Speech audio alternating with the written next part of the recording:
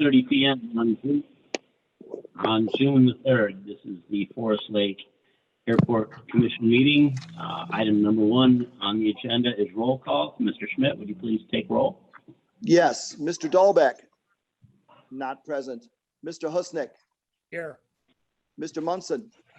Present. Mr. Schmidt is here. Mr. Steeler? Present. We have 4 out of 5 here. Thank you.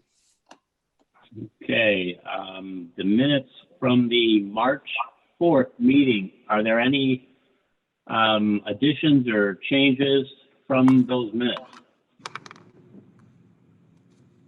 If not, do we have a motion to approve the minutes from the March 4th meeting? Mr. Chair, Sam Husnick, I would make a motion that we approve the minutes of the meeting that took place on March 4th. We have a motion to approve the minutes. Is there a second? I will second that. And all in favor of approving the minutes from the March 4th meeting? Aye. Aye.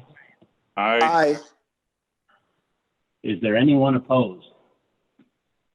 Since there is no answer, I assume everyone said aye. So the meeting minutes from March 4th are approved.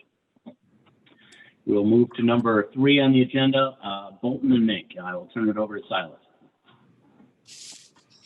Sure, thanks, Mr. Steeler. Chris, if you're able to share the PDF memo with everyone, we can kind of walk through it that way so everyone can see it on their screen.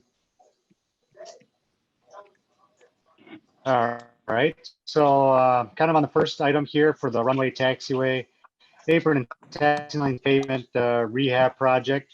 I heard from the contractor yesterday afternoon, coincidentally at the same time Mr. Undum was emailing out the first updates. So the contractor is planning on starting on Monday, June 8th. In talking with the contractor, their plan for runway 1331, there's only a little bit of crack sealing that's to be completed on the runway. The majority of the work will be in the pavement marking removals and then to apply the surface treatment seal coat. So work on the runway is going to begin on Tuesday.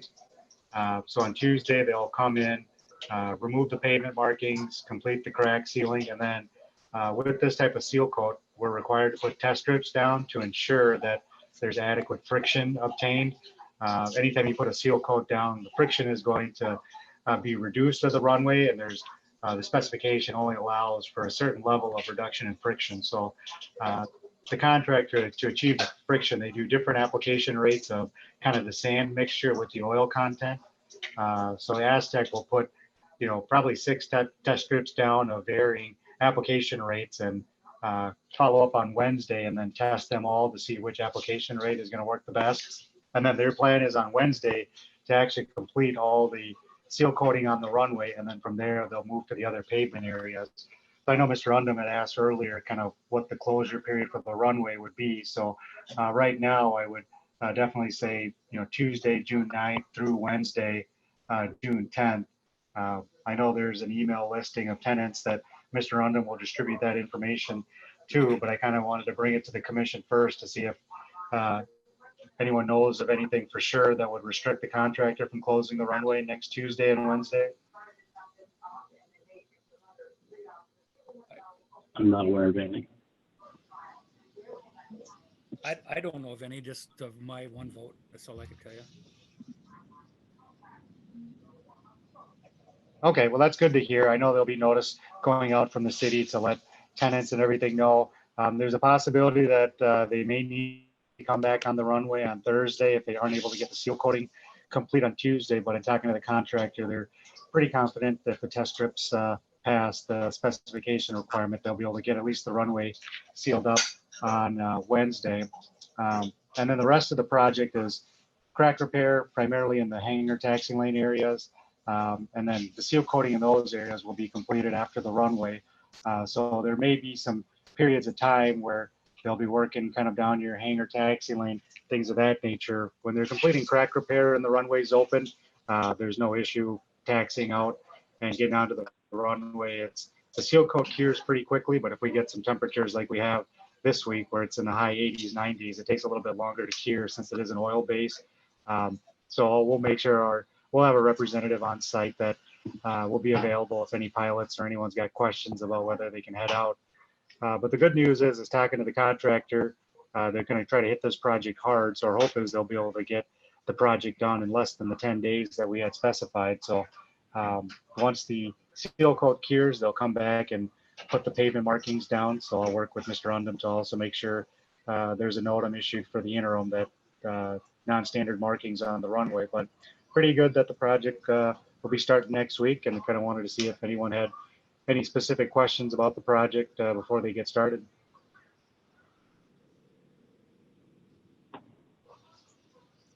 You answered my questions. I just wanted to make sure about the closure time. So as long as everybody's aware of it, that makes it a lot easier. Sure. And the contractor starting at 9 o'clock Monday. I'll be out there with our field representative, Nick. If anyone wants to join us, we'll probably be meeting right around the terminal building there at 9. So you're more than welcome to join if you got questions or comments. Silas, what was the final verdict on adjusting that taxiway line in front of hangars 1, 2, and 3? So that's kind of jumps in number 3. So as we had discussed, Mr. Steeler, we were waiting to see the MnDOT's green list of funded projects for state fiscal year 21. One of the projects that we identified on there was an apron expansion specifically for tie downs, kind of off the taxi lane, south of the fueling area, and the arrival departure building is where we were going to expand the apron. Unfortunately, MnDOT hasn't released the list as of yet of funded projects, so I'm hopeful that comes out soon here. But otherwise, the way the marking is marked right now, it's 39.5 feet from the front face of the hangars on that southern edge, and that's to meet 1/2 of the taxi lane object free area.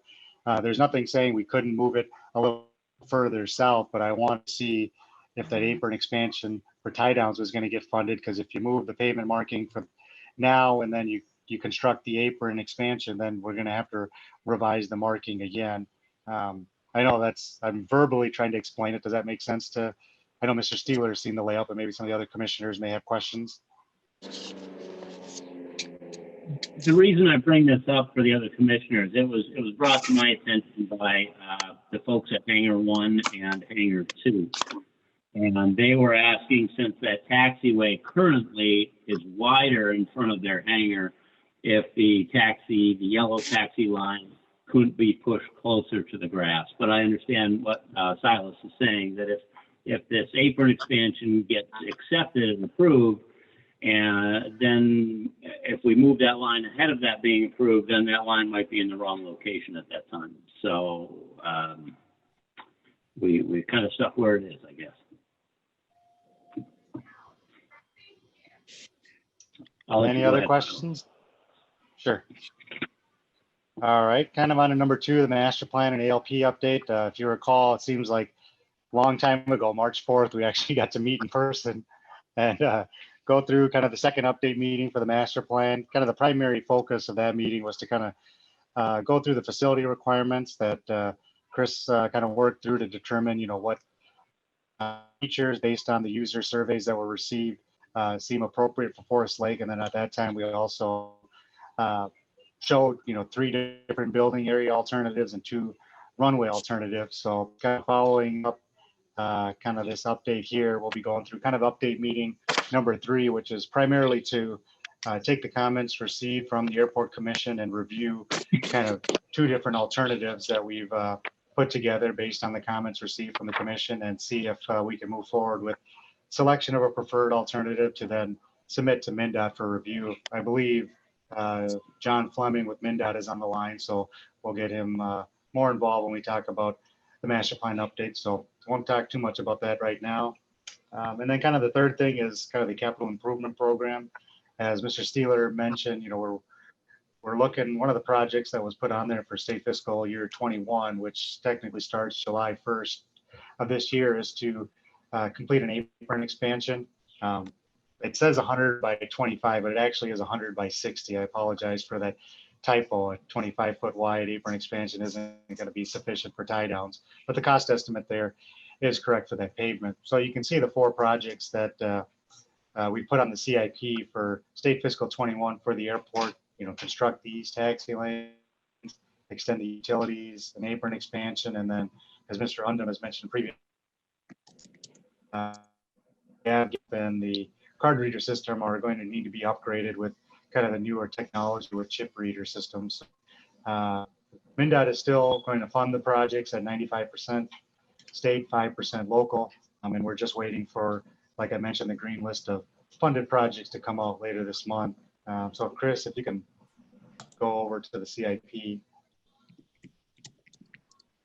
So this is the funding rate letter that was just released, and you can see, so year 2021, the 4 projects we have identified for the airport. I was hoping to have the green list to share with the commission today, but I'm pretty confident it'll be available at the next commission meeting. Any questions about the CIP and the state funding rate letter?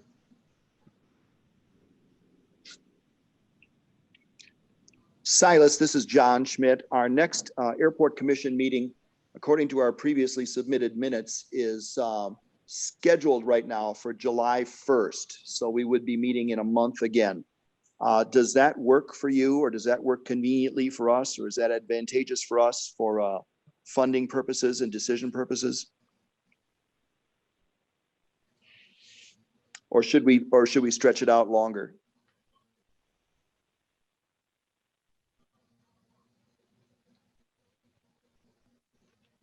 On my side, Mr. Schmidt, it definitely works if the commission wants to meet again to review the green list of funded projects. If none of the projects are on the state's green list, then it may not necessitate a meeting. So as soon as I see the listing posted on MnDOT's website, I'll make sure Mr. Undum gets a copy for distribution. Thank you. As long as there's something going on and there's some activity, it might be a good idea to meet in a month period, just so we can stay on top of this. I know originally we were going to spread things out to 2-month, meetings, 2-month spread in the meetings, but trying to get this figured out with our funding, and it probably wouldn't be a bad idea to have another meeting on the, was it July 1st, John? Is that what you said? Yes, that's correct. Okay. That's just my opinion. Yeah, I would agree. I think with everything that's going on, especially with this, it's kind of important. Time is of the essence. If we get feedback from MnDOT on this stuff, that we meet. Yeah. Definitely. Yep, I agree. So do we need any kind of a motion or anything to do that, or? No, there's no motion required. I think, the intent here too, again, was to get the Airport Commission back on the regular meeting cadence. The next regular scheduled meeting is July 1st. So we'll just leave that alone at this point. No need to make a motion since it's already a scheduled and anticipated meeting. If the only change would be if the MnDOT list is not out by July 1st, we may, like we did last year, delay that back a week just so we can make sure that we have that MnDOT list for the July meeting. But at this point, we'll leave everything alone for the July 1st meeting so we can review the MnDOT funding list at that point. Well, a couple emails will fix that if we need to. So. Yep.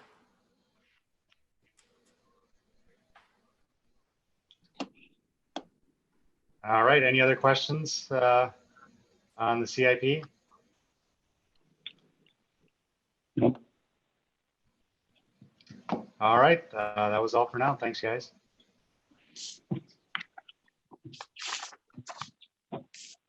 Okay, number 4 is our review of the airport layout plan.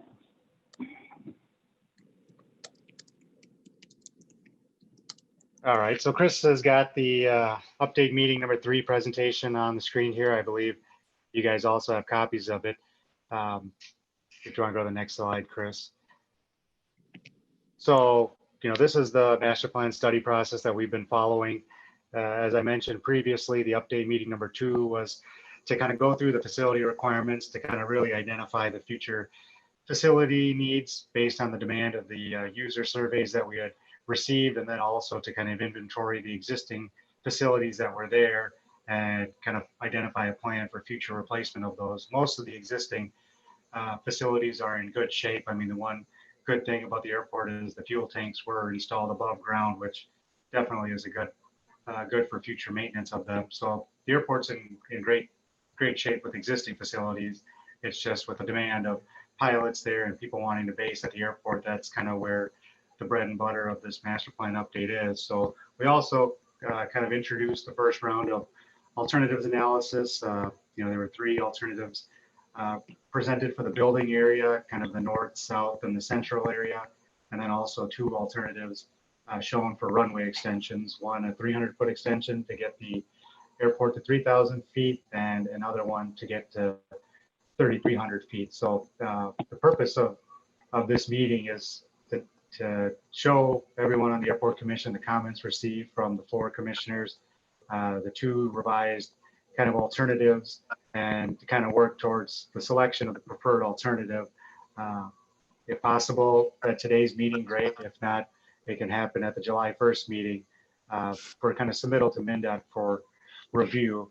And then the later steps after a preferred alternative is selected, then it's really upon Bolton and Mank to work on the implementation plan, which puts cost estimates together and kind of an estimated timeline for each one of those projects, and then starting of the ALP.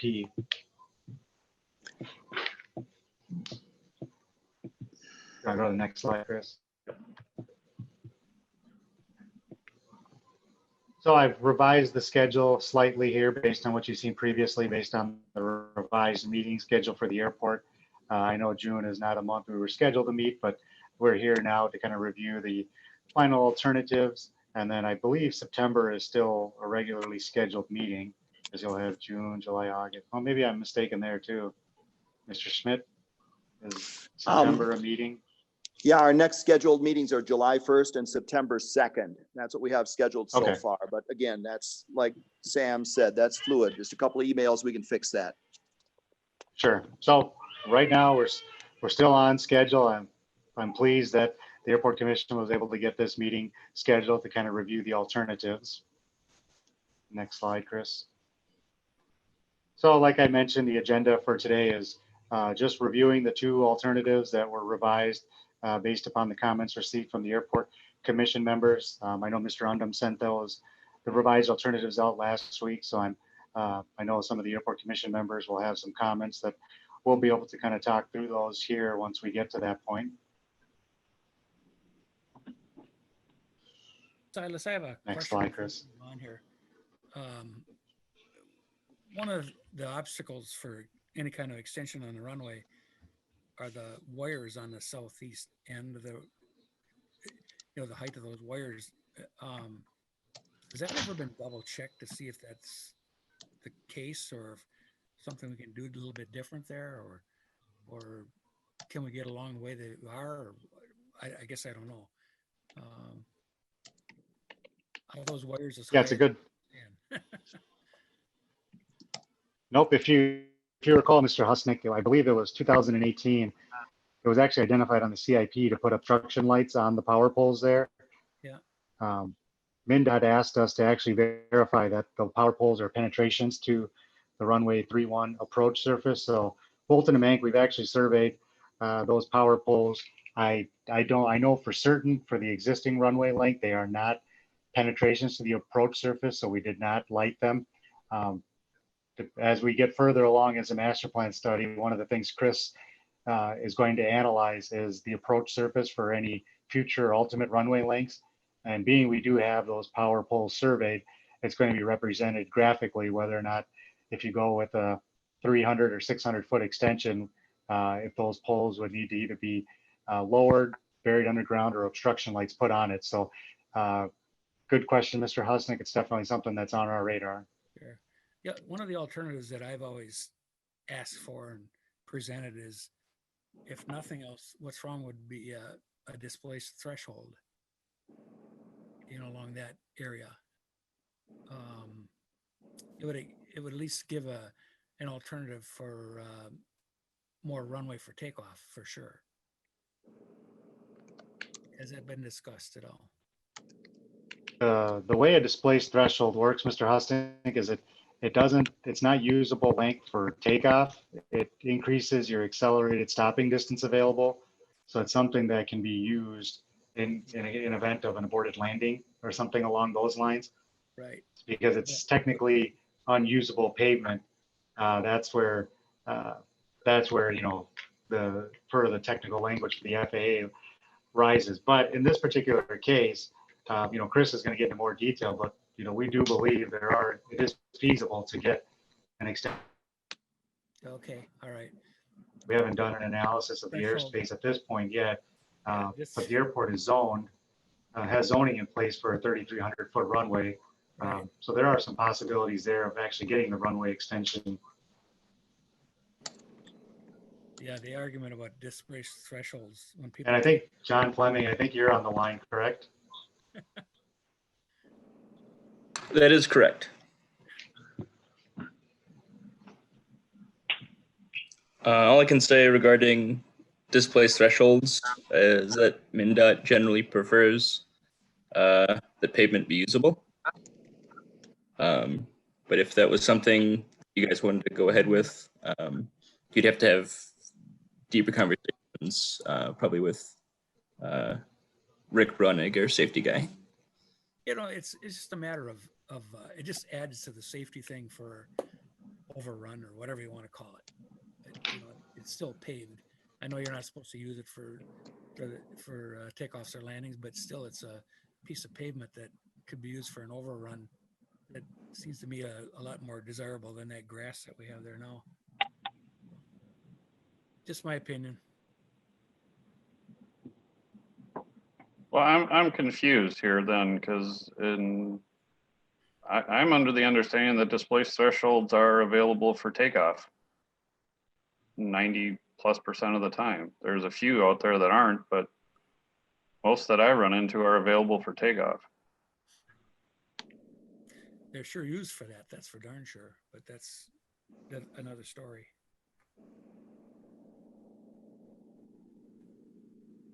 It would be available for takeoff in the one direction. Yeah, absolutely. And runway 3-1 is what we're talking about, I'm assuming. Yep. That's Yep. correct. Yeah. Yeah, you could just start the takeoff roll there. But anyways, all I'm looking for is alternatives in case we can't make the wire thing work out or whatever, you know. I want to try to get the most we can out of our airport here. So I'll move on, Silas. Thanks for your time.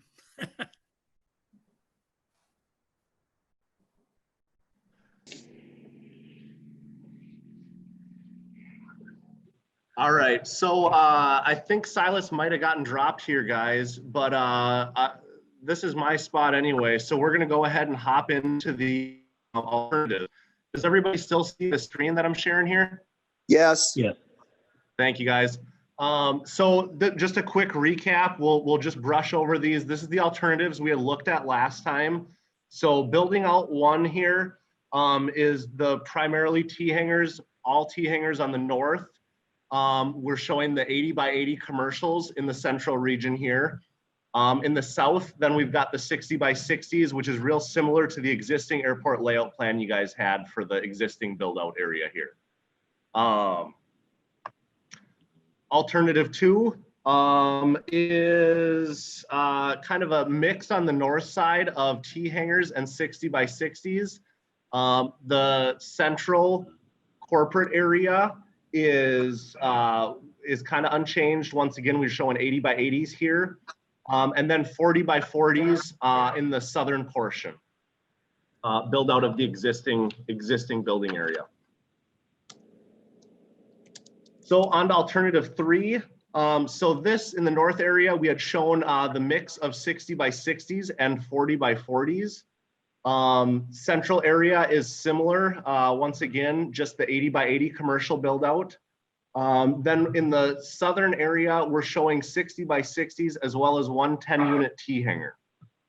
So these are the alternatives we had kind of discussed last time and asked for comments on. So a bunch of you guys had provided some comments. just to go over the runway alternatives again. So we're showing a 300-foot extension, and we're also showing a 600-foot extension. So the 300-foot extension would take us up to 3,000-foot total runway length. The 600-foot extension would take us up to a 3,300-foot runway length, which is what you guys are currently zoned for at the airport right now, is 3,300 feet, which would be this runway configuration. And we'll see these again too as we hop into the modified alternatives that we have for the building areas for today. So kind of based on so those are the alternatives we looked at the last meeting we had here. So this is just kind of our comments matrix summary here. And if we take a look at this, just some of the high points to take a look at here. For building alternative 1, the south end, everybody indicated they wanted to see 60 by 60 private hangars and 80 by 80 corporate hangars. For building alternative 2, the north end combination of only 60 by 60 hangars or 60 by 60 NT hangars. And building alternative 3, the comments indicated they wanted to see north end, no 40 by 40 private hangars. So, and then in talking about the runway alternatives too, you know, we do believe that a 300-foot future should be shown in the event that MnDOT does not approve or have the funding for a total 3,300 feet. So in that scenario, what we can do is we would show a 300-foot future extension and a additional 300 feet or a 600-foot total ultimate extension.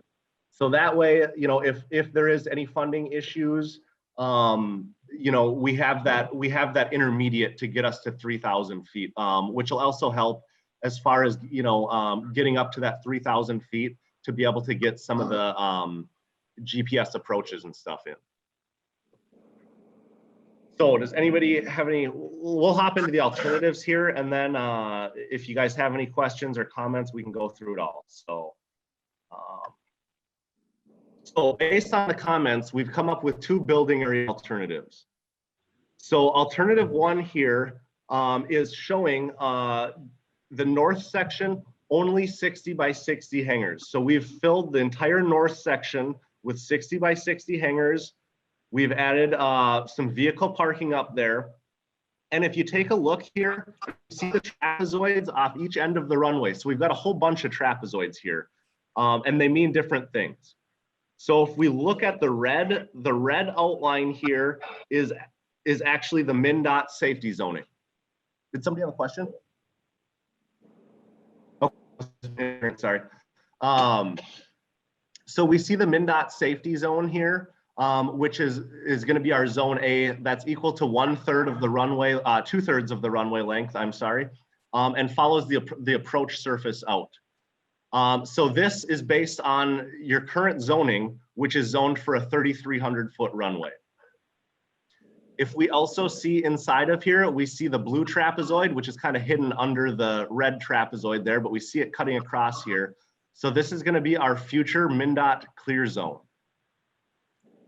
Inside of that is our existing MnDOT clear zone, which is a fuchsia or a pink color. So these are some of the areas that we kind of try to avoid. It's generally not accepted to be, you know, to have new construction within the MnDOT safety zoning here. So if we take a look at this one, like we had just mentioned, all 60 by 60s in the north region, 10-foot spacing between the buildings, which ultimately equals out to a 70-foot by 119-foot lot for each one of the lots here. So you'd have a 70 by 119 lot, and the maximum building size on that lot would be a 60 by 60. That's what we're showing in the north area here. The central commercial area is very similar to the other alternatives, just showing 80 by 80s with 10-foot separation, as well as additional parking for the terminal area and the added commercial hangars. In the south area, there's 11 60 by 60s, which expand off of the existing building area, As with the north, those are 60 by 60 maximum hangar sizes with 119 by 70 lots. And if you see here, we're kind of showing just the existing, future, and ultimate runway configurations that we would recommend. So it's showing the two 300-foot extensions here. Does anybody have any questions on this one at all? All right, we'll hop into the next one then. So this next one is essentially showing a mix on the north side of 10-unit T hangars as well as 60 by 60 private hangars. So once again, the same scenario, you know, except we're showing the 10-unit T hangars here, which there's 4 10-unit T hangars. And then the 60 by 60s, as we had stated before, those lot sizes are going to be 119 by 70 with a 60 by 60 maximum hangar size. The commercial area in the middle, we retained the 80 by 80 hangars we were showing, added parking area, and the south region is the same, using the 60 by 60s and expanding with the existing configuration you guys are already using for the current building area.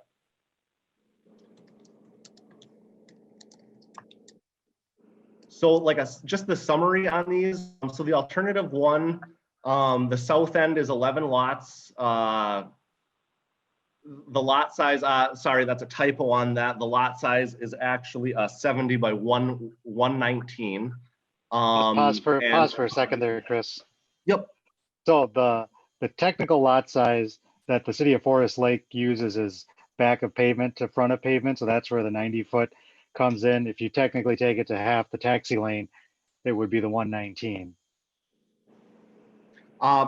Okay. From taxi lane edge to taxi lane edge is 119. Correct. Yep. So yes, that lot size would be smaller than that. It gives you a 30-foot setback from the front of the hangar, you know, from the taxiway to the front of the hangar. Correct. That Correct. would be a 29.5 foot. Yep. Yep.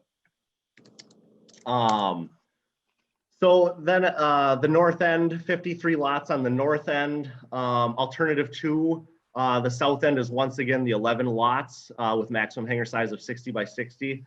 The 4 commercial lots in the central and 28 private lots on the north and 4 T hangars to the north. With the 2 extensions we were showing, once again, it's the 300-foot extension going to a 3,000-foot length, and the ultimate 600-foot extension going to a 3,300-foot length, which is what you guys are currently zoned for as well. So I'll hand it over to Silas to discuss the next steps on this as well, unless anybody has any questions on the building area alternatives right now too. Yeah, Chris, it may be good sense to toggle back to the 2 alternative slides. I know one of the comments that Mr. Steeler had, if you go to one of the alternatives, Chris, is kind of development on the south side of the runway 31 side. Yes. The reason we did not show any development on the south side there is for a couple of reasons. The first one being is that the city would need to construct access to get to that side of the runway with vehicles. Right now, there's just a gravel road there. So we need to look at, you know, either paving something or keeping a gravel road off of Forest Road North.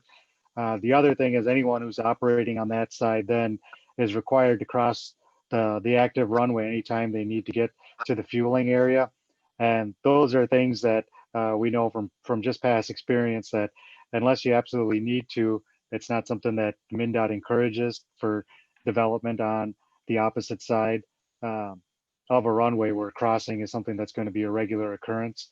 Not to saying that's something we couldn't show there if the commission thinks it's something worth putting on the plan, but that's kind of the rationale for not on the south side of the runway, Mr. Steeler. I think my thought on that was maintenance buildings for the airport. I mean, and once you build out 64 more hangars, there's certainly budget for, you know, snow removal equipment and things that can be kept on site. And so I wasn't thinking of private hangars in those locations. I was thinking, certain just maintenance, storage for maintenance equipment specifically for the airport. That was my thought. Sure. The other point, Mr. Steele, the other thing we have, facing us on the south side is you see that blue, it's called BRL 20 foot. So what that is a building restriction line. So anything from that line further south can be 20 feet tall, but anything within that line closer to the runway has to be shorter than that. And you can see that pretty much abuts the existing airport property line. Right. So any development shown further south of there, the city, I think it's city property there anyways, but they need to acquire it for the airport. So, knowing what the purpose is for kind of snow removal equipment or a maintenance building, to me, a 60 by 60 lot would be plenty large for, any snow removal or maintenance equipment that would need to be based at the airport. And my thoughts are the city could take one of those unless someone thinks differently, just kind of with some of the restrictions going south of the runway. Right. So kind of as Chris summarized, there's really the two revisions are kind of on the north end. One is a combination of 60 by 60s and a T hanger, and the other one is just showing 60 by 60 lots. Now, the one thing is showing a T hanger there or showing a box hanger, it doesn't restrict the city from constructing either or. If the ALP shows a hanger in those locations, it's not going to matter if it's shown as a T hanger or a box hanger. It's just a matter of preference for which type of layout that the airport commission wants to move forward with. So in a situation like Chris has here, I'm building alternative 1. In the event the city wants to construct a T hanger instead of bay hangers in any one of those rows, it surely can be modified to represent that. Depends on the demand, at any given time. Correct. And that's part of the rationale for showing the private hangars, Mr. Husnick, is because the current funding mechanisms available to the city for constructing a T hanger is just via the state hangar loan. Yeah. So the city could get a grant for the footings, foundation, slab, and then any of the apron and pavement work, but then the actual erection of the building itself would need to be via the loan. So a 20-year interest-free loan and 80% of the cost. So it's not always something that's going to cash flow for the city. So it's something the city would have to budget for each year for the loan payment. Yeah, and the problem was we've never been able to make the numbers work out. So we kind of steered away from that. And the demand has been for private hangars. That we haven't heard any demand for, T hanger rental, except maybe one or two down, where because there are some renters down in the old hangar area there. So, but it's just my 2 cents worth. I think we should stick with the private hangars and go from there. So Mr. Husnick, you're thinking building alternative 1? Yeah, the comment I made, and if anybody can read it, there is that not to try to deal with T hangers. You could, like you said before, you always have that opportunity because you could fit it into any of those lots there and keep the lot sizes, pretty much what we have now. And so that you can build those hangars pretty much the size that we have in the existing area there. So I just don't see the demand for anything else, that at the moment. And I don't know how many people are left on that list, Dan. Has that changed at all? I mean, people that are waiting for hangar space? The hangar list is approximately the same. I don't have the most recent one, but it's in the teens, I believe, at last count. But I can look that up and confirm it. Well, but the point is, it doesn't have to be an exact number. But the point is, the demand seems to be that direction. That's what I'm seeing, anyways. So, anyways, my 2 cents worth. That's one vote. So that's my 2 cents worth, guys. Sure. John, do you want to provide any comments that you may see from these two alternatives, the MnDOT perspectives, and they were nice enough to join? You mean John Fleming, is that correct? Correct. Yeah, John Plumbing. Sorry, Mr. Smith. Yes. MnDOT has no comments about the hangars at this time.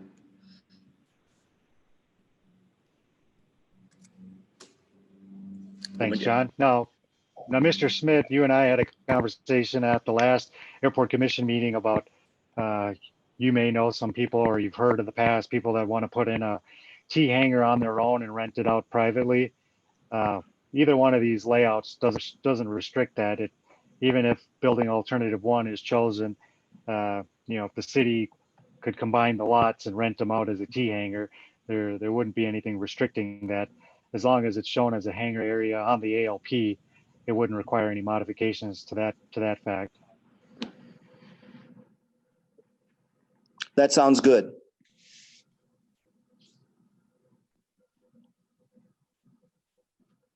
So if there's any other comments or questions, or if someone wants to see something different, we certainly can take another revision on these alternatives. Now's a chance. We're hopeful to get some more comments from the commissioners, or even if you got something that comes to you in the weeks to follow, we can surely address it as well.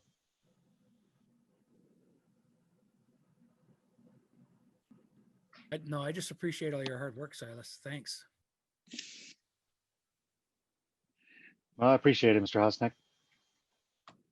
Is there any thoughts on one of the other alternatives?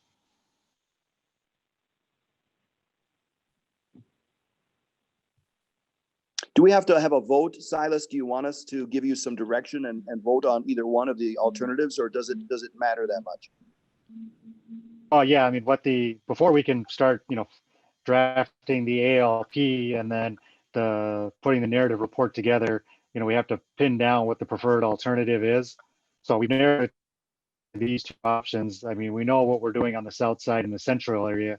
It just comes down to what the airport commission and the city want to show on the north side of the airport development. So really have, based on the comments we got and the feedback from the last meeting, we're just looking at either show it all as 60 by 60 hangar lots, or a combination of T hangar and 60 by 60. So I'm not saying we need to come to a consensus on the preferred alternative today, but if that's kind of the next step, is to pick the preferred alternative to kind of proceed with drafting the airport layout plan and putting the report together. I'd be in favor of alternative one with just all the 60 by 60 hangars. I would agree with that. Yeah, because I was going to actually make that as a motion, see how far it went, to see how far that goes. But if you guys want to make a motion to do that, I'll support it. I so move for the alternative one, all 60 by 60 hangars. I'll second it. Seconded. Any additional discussion on that? If not, all in favor of? Mr. Chairman, it might be a good idea when we're doing it, and what we're doing at the city council level, we're doing individual votes. Kind of a roll call of votes with the That's the word I was looking for, because it's so hard when everybody's voting, to know. All right, we'll go through, and Mr. Dahlbeck is not here. Mr. Husnick, you're in favor of which alternate? I'll vote aye. Aye on alternative one. Mr. Schmidt? Aye.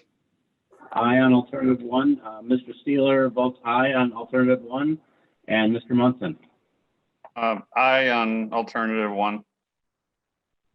That is 4 in favor and 1 not present. So that passes for alternative one, Silas. Oh, that's great to hear. Chris, if you want to go to the next step slide. Yep. All right, so kind of where we're at, the airport commission has selected the preferred alternative here. So what we'll do now is we'll put the narrative together to kind of document how the airport commission arose to this alternative, and we'll submit that to MnDOT for review and approval. And then the plan right now is that the 4th airport master plan update meeting will be at the September 2nd airport commission meeting. And at that meeting, we'll definitely have kind of some cost estimating together for implementing the preferred alternative. And we'll present, the ALP sheet. It won't be the full document as of yet, but we'll at least give the commission an update on the progress that's being made now that we know a preferred alternative is there. So the most important part is selecting the preferred alternative, because that's going to really show the development for the foreseeable future, ideally 20 years at the airport. So it was a good process to kind of go through the commission members and to kind of get your guys' feedback and consensus. So we do appreciate your guys' willingness to participate on that part of it.